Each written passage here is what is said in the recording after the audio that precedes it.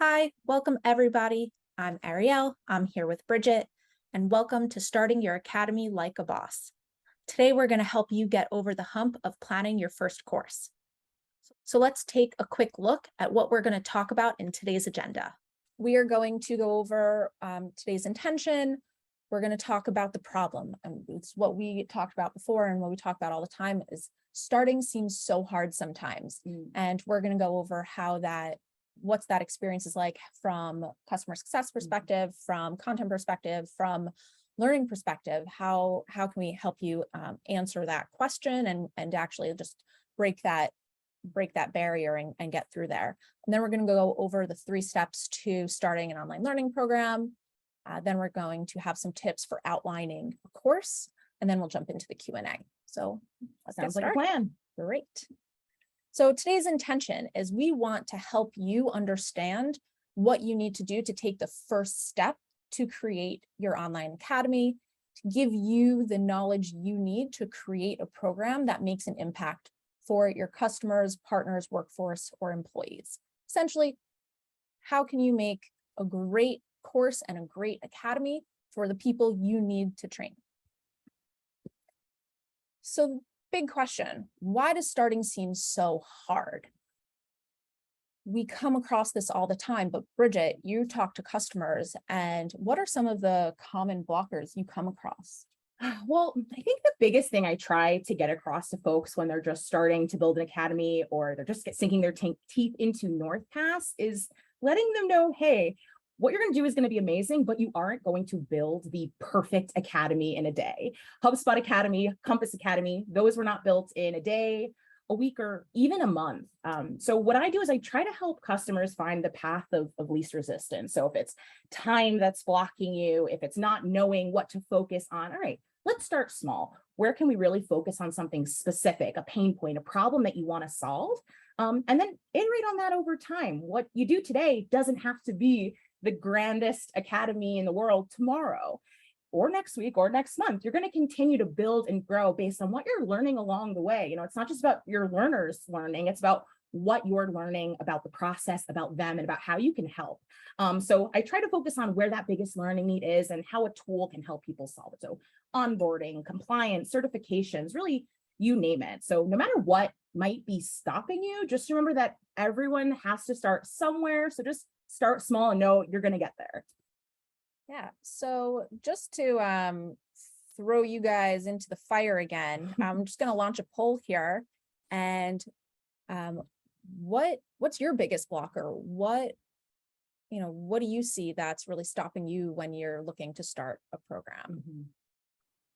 Leadership buy-in. Yeah, that's a big one that's coming through right now. Not having content. Some people are sending, some others. And we know that there are a lot of different problems, and every person and every company has their own issues. I always feel like I'm a victim of imposter syndrome all the time. Like, do I really know what I'm doing? Do people actually care what I have to say? And that's something that I feel like when you're starting something that you see other people doing so well, like these are huge academies that are out there. And it's not realizing it's really intimidating. It can be really scary. So if you feel like you don't have it, trust me, you do. And one thing that we're going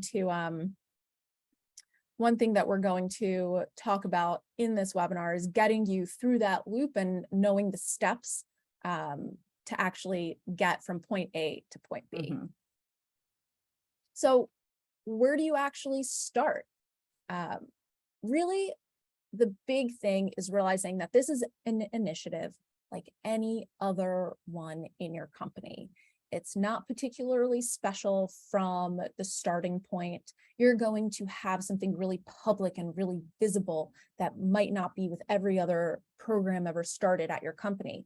But you have to come at it, you have to be strategic, you have to be tactical, you need to be purposeful, and you need to be data-driven. And those are some of the biggest places where you need to start. So when you're just forming your thoughts, think in those areas. And don't think that this is anything really particularly special that you're doing, even though it is, it's going to be something really great and really fun, but don't put too much pressure on yourself. Think of it from starting point A, like every other project. That's all you can do. And you really want to start with, I think, where other people start in your company. If you talk to your marketing team, if you talk to your CS team, if you talk to your product team, especially, everyone is working on personas, because if you're building something, you need to know who you're talking to. And it's really important to start with identifying that learner. Bridget, you talk with our customers all the time, and I feel like there's, how do you help customers figure out who their persona? Yeah, well, it always starts with a conversation. So like, who is the person that needs you the most right now or needs help right now? Who are they? How can you help them? And what is unique about them? What do you know about them? What other information can you use to really personalize, segment, and create an experience that is going to deliver results? So if they have specific pain points, if they're lost or confused, or internally, there are things that your team really wants to make a difference, to make smoother, make easier for customers. This is the type of content you're going to want to craft. You're going to want to think about how you're appealing to these specific folks first. So, if a lot of your learners are, consuming content on the go, maybe they're doing things on their phone, they want to listen to it in the car, maybe a lot of engaging SCORM content or really robust quiz certifications aren't the right, type of content for that type of learner, but maybe more audio files, quick 20-second video clips, or something that they can scan through a little more quickly. If you know that that's how your learners are typically engaging with your content, or are going to be trying to engage with your content, cater to that, and then use that to create an even more seamless experience for both your team and your customers, so that everyone's feeling better at the end of the day. Yeah. We actually got something in the chat that really leads us to the next point, which is, what if you're doing this solo? And a lot of people who we talk to don't have huge teams behind them. Everyone's starting, by yourself or with a small team. And so starting an academy can seem really overwhelming when it's like, oh my God, it's just me. What am I doing? And so the biggest piece of advice that we give is choose one problem to solve. You want to take one problem in your company, or one problem with your customers, or one problem that you're seeing, even if it's small. Say, how can I build learning to help this? And if you're not looking at how do I build a 25 course academy, and you're bringing it back to this one place, number one, it feels more manageable. It is more manageable, just flat out. It is more manageable. And you can definitely move on from there. Most businesses have tons of problems that they need to solve. Thinking of product adoption, retention, NPS, onboarding, new customers, anything that you can think to do. And so there's tons of problems out there, and just realizing what, from your perspective, what are the sort of ideas that you give people when it comes to starting that, first course? Yeah. So I tend to, again, focus on either a broad segment. So of course, as you build your academy, you're going to personalize and customize so that each learner gets a really kind of specific experience. But to start, maybe just kick things off with onboarding. What do you want to improve generally about your onboarding experience, and create a course around that? Using those learner personas, add in relevant content, make it feel like at the end of that course, someone is getting value out of it. And that's really all you need to start. So I come from the nonprofit space. I know what it feels like to be a team of one. And this is something, as a team of one, you actually have that superpower of knowing exactly what those problems are. You're the one dealing with those kind of firsthand in so many different ways. And I try to look at that as a superpower as much as I can. I'm a glass half full kind of girl.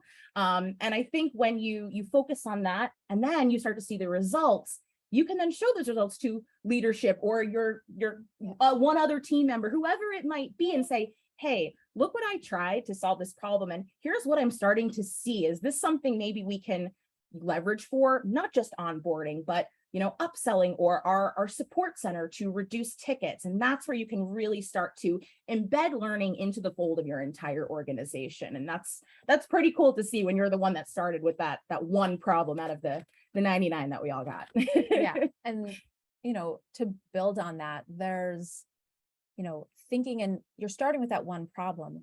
But if you think about scale from the start, we actually did a webinar a few weeks ago, and we really talked about scaling. And one of the things I took away from that course was really thinking of scale from the start. So even if you're a small team and you're only starting with one course, be really organized about that problem that you're solving.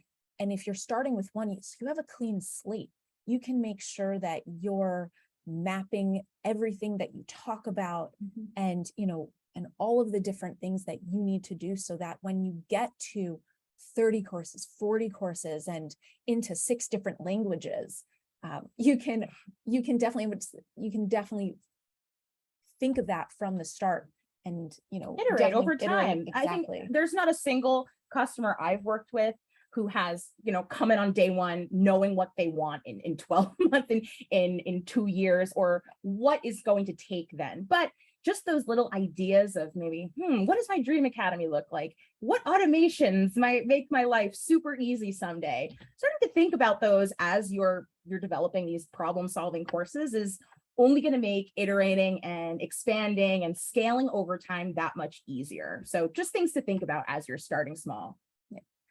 And so one of the third thing that we want to really talk about is defining your learning KPIs. One of the most important things about creating a successful academy is making sure that you can measure its success. Because, we talked about getting leadership buy-in earlier as one of the biggest blockers. If you can say, hey, give me one course, just give me time to get one thing started, and I can show you how that course makes an impact, you have to be able to prove it with data. And so understanding the KPIs that you're going to be performing towards with your course is going to be really, really helpful. So thinking about, are your learners engaged? How are they retaining information? And showing how your problems improved are things that you should really be asking yourself before you even start building a course. Yeah, and this can look like so many different things. Like engagement could be as simple as how many people are just logging in, clicking through from your website or your application. How many people are, completing courses, or just logging into your academy from, your website in general. Are they coming back? How long are they engaged for? Those are kind of the next step questions. And then retention, are you using quizzes and assignments to really, leverage the course to have those folks take away with something, and for you to be able to actually have something concrete to measure. So quiz scores, assignment responses, surveys, all of those things can be measured. And then also, how are you actually solving that original problem? What other elements can you look at to really determine success? For example, let's say since your academy launched, 40% of your customer base has activated and enrolled, which is awesome. Now you can actually drill down into that 40% and try to look for some patterns. So in that 40% of people that we know have enrolled in our academy, we've seen a reduction in negative support requests by 20% of just those people, whereas compared to the 60% that have not been in our academy, those support requests are still on par, if not increased. And those are actual stats that you can bring to your team and say, hey, we need more support resources. We need to really build up this academy so that we don't have to answer all of these support tickets, and I can show you how I can reduce those support tickets by 20%. Boom, you have a program, you have a plan, and you have buy-in. And with just one course, you can do that. And I think that's why we really want to drill down on, you don't have to, build this in a day. This is going to happen over time, as long as you're focusing on the small stuff first.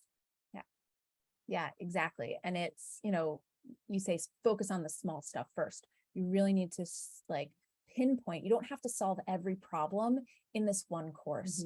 You have to solve the right problem, and you don't need to solve it. You just need to show an incremental difference, that you're making an impact. Because learning is not necessarily going to make all your problems go away, as much as we would love for that to be the thing. Yeah. But we're looking to make real measurable differences. And you can see that if you know and you start measuring from the beginning. And so know what those KPIs are, benchmark them from the beginning, and see how they change after 1 week, 1 month, 3 months, and keep showing that. And that's where you even know how to make improvements. And you know, we talk about feedback in other webinars and all over our blog, and how that's a really important part of the cycle. So now we've gone over these 3 steps. We've gone over the learner persona. We've gone over the problem that we're going to solve. We're going over, we've gone over all of our KPIs. So now what? That's all the prep work. We haven't even talked about courses yet, right? And Fun stuff. the really The fun fun stuff. stuff.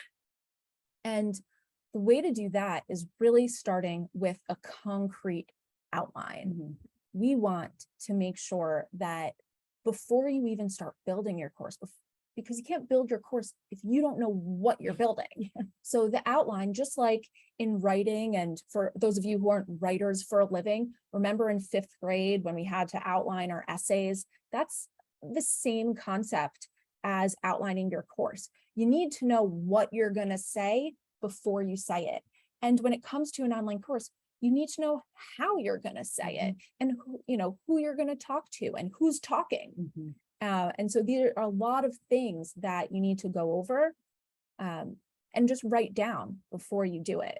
So thinking about your course description, right? Like, what are we actually talking about in this course? Your learner objective. So if you remember at the beginning of this webinar, we talked about today's intention. That was essentially my learner objective, so that you all listening in at the very beginning knew what you were going to get by the time we were done with this.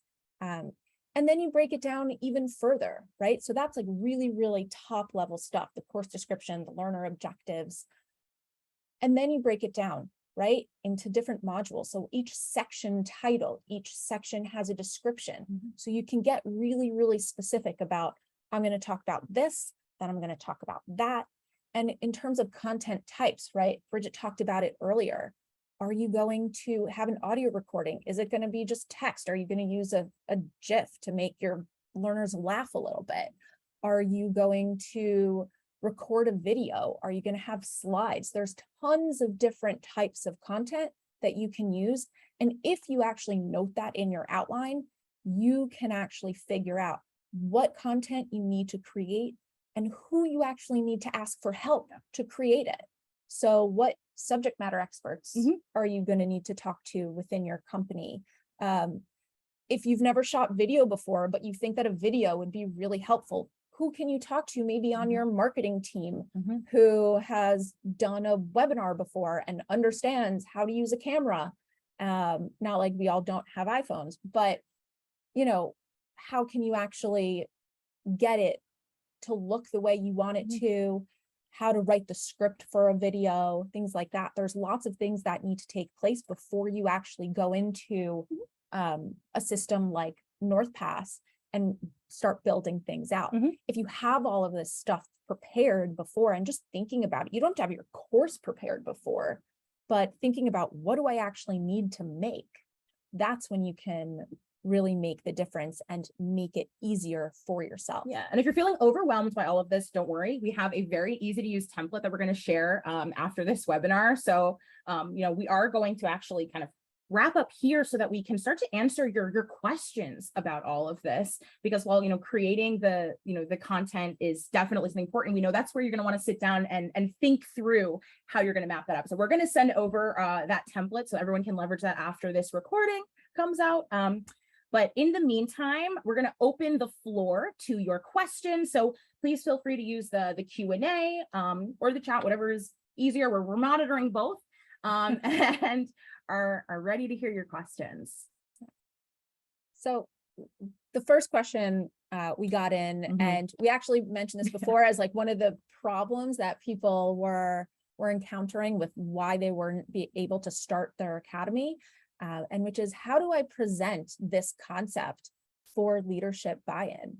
Bridget, you talk with customers all the time and help them, guide them through this problem. Do you think you could talk through that? Yeah, so it depends on your organization, but what we were just talking about really helps. So like those specific data points, if you know what problem you're trying to solve, you probably know what data you can use to prove that you're helping to solve the problem. And what you'd be surprised is not all of those answers are going to be like in your LMS analytics. Those might come externally from support requests, from maybe things that other members of your team are dealing with. So it's important to make sure that, well, yes, you want to focus on you. Think about how you're working with other teams within your organization to understand how this learning is affecting not just the problem we're trying to solve, but maybe, externally, how this is helping other teams, because that only helps to kind of embed learning in your organization even more. Because Ariele from marketing sees how successful I've been in reducing our support requests. She's gonna be like, wait, can you tell me a little bit more about like how you did that? Because we're dealing with this, issue in marketing right now. And I really think some sort of content or learning could solve it. Let's maybe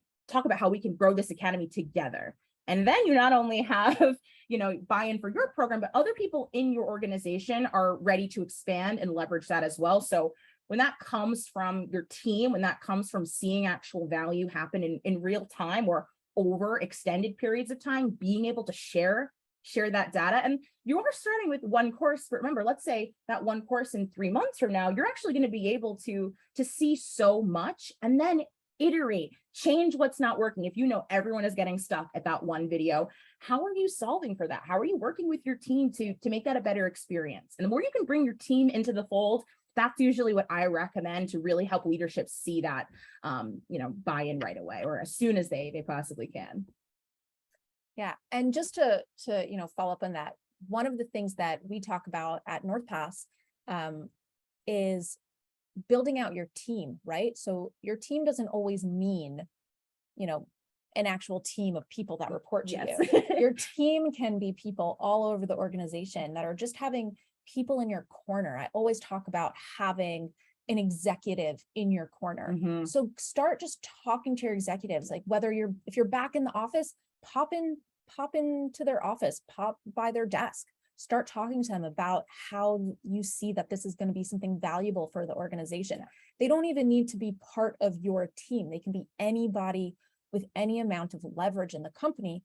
And having somebody like that, they'll help you, tie in what you're doing into the business goals, into your department, and go beyond just what are the small problems you're going to help fix from your viewpoint, but how you can actually do that from a larger perspective. Mm-hmm. And I think that having somebody like that in your corner is always going to help move the needle and it's easier for leaders to get other leaders Mm-hmm. involved. So you just need to get one person to become your fan, and then update them regularly. Make sure they know what's going on, so that when the time comes to expand and to scale, you have them as excited as you are about it. Don't forget to celebrate your wins either. When you do hit those milestones, when you do reach those goals, let your team know. We put it in Slack, like, hey, just hit, this accomplishment after 3 months of working on this project. Let your team know when you do find success, or when you do learn things about your customers and your program, because that's not just valuable to you and the customer, that's valuable to your whole organization. And everyone should be able to celebrate that together.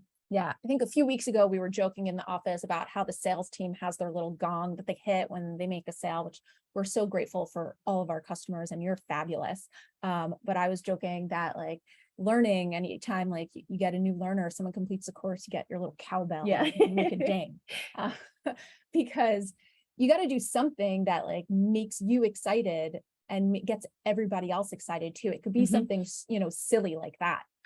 So anyways, moving on just to the next question, because we want to just be mindful of everybody's time here, and someone mentioned earlier, right? They're the only person on their team. You can't possibly be the person with all of the answers. So the question is, I don't know all the answers. How can I make an effective course? And that is one of the things that we talk about all the time. And I'm sure, Bridget, when you're talking with customers, you get that sort of fear of, I don't know how to answer all the questions, Mhm. but I know that this is a problem. Where do you guide people towards? Yeah, so I try again to find those subject matter experts in whatever we're trying to focus on. So I know if I'm working on something with Arielle and her marketing, like this webinar, for example, we kind of put our minds together to, bring my customer experience, Arielle's understanding of, learning, and how we can actually bring something valuable through our shared knowledge. So it doesn't all have to be in your head, but making sure to start documenting those things. So if you have no like internal knowledge base right now, if these answers are nowhere, start getting subject matter experts to start writing down those processes, start writing down those pain points, because guess what? You're only going to get bigger. You're only going to need that information more and more in other places. So as you kind of leverage those resources internally, just know that that's only going to be more helpful over time. And you don't have to know all the answers, but as long as you have resources or people or kind of the will to document that and get that prepared, you're going to be in good shape and you'll get there. And your course doesn't have to be perfect when you launch it. There might be some things that, okay, this is probably like a level 1. This is level 1 content. I need to maybe like level up here myself before I really push this out to my intermediate learners. And that's where then, you research, you work with more people, you iterate on that content. And then when you publish that new iteration, you can start to see, yeah, we added that new video or really fine-tuned on that content where people were getting confused, and boom, now there's kind of that aha moment, that gong, that gong hit. And that's what we're aiming for. We're aiming to help you make it easier to find where those opportunities even are to have the aha learning moments. Yeah, exactly. And you definitely just need to find those opportunities. Even when I'm writing content, when we're writing a blog post or we're creating an ebook, I don't know all the answers. Mhm. And so I come to our CS team, I go to our product managers Mhm. and talk or go to our sales team, anybody that Mhm. has the answers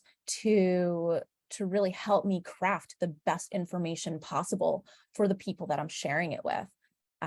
Because quality content and quality, if the quality of your course is there and it has the answers that people need to solve their problems, you'll be able to make that impact Mhm. really without much effort. I know, Bridget, we can keep talking about these subjects for a very long time. So I think we're going to just stop today here. And we'll definitely keep a lookout in your inbox.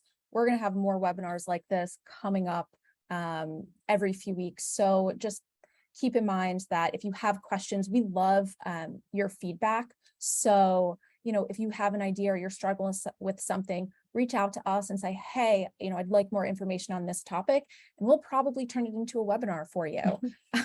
And so with that in mind, I just want to thank all of you for joining. I want to thank Bridget here for doing this with me and sharing her expertise and her experiences. And we'll see you next time. Thanks, everybody. Have a great rest of your day, wherever you are.